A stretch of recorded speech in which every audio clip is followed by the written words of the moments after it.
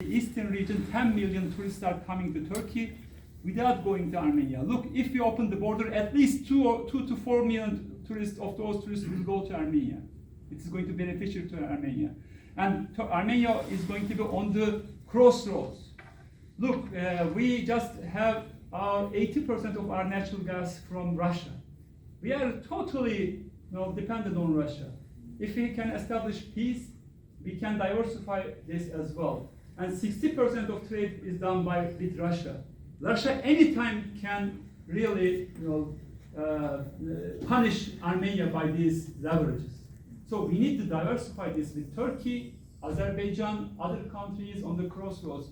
I believe Armenia is going to be the biggest beneficiary, and if we can establish peace and open the borders, in 5 years we can double the Armenian economy, and everybody is going to benefit from it.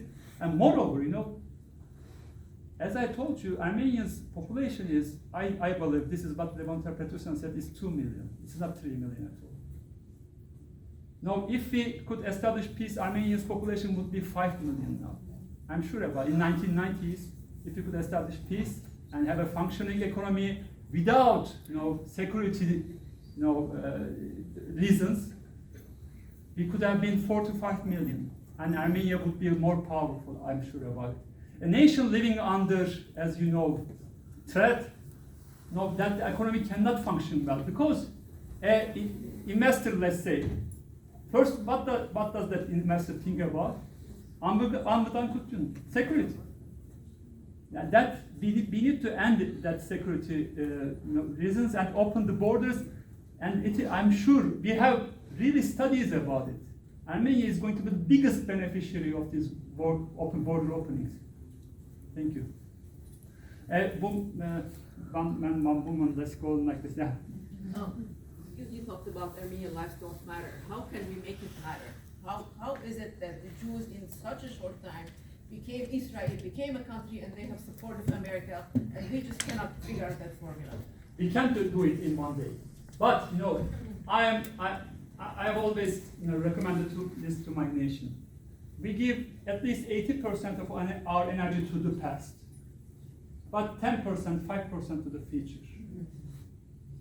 We need to shift this. We need to change this, because whatever is done. But when something is about to happen, you put all your energy to avoid the coming. Because we live in this victimhood, like Yazidis, let's say. They say we suffered 14 genocides. They are the champion. 14 genocides, and they are always in it. They are always repeating, because we shouldn't live in this victimhood. But Jews said after the Second World War, after the Holocaust, never again. We should say the same sentence, never again, and say this should be our last catastrophe.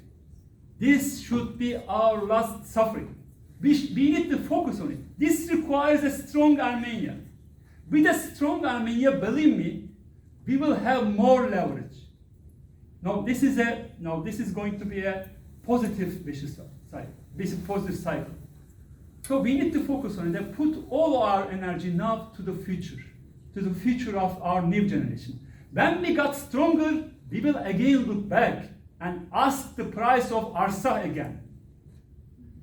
And our judges, our attorneys are going to do it. When we are stronger, they will have more leverage. Believe me, because we will have more public interest about it. So we need to start working about it, thinking about future. How can we make Armenia strong? How can we make diaspora strong? And how can we have a healthy relation between diaspora and Armenia?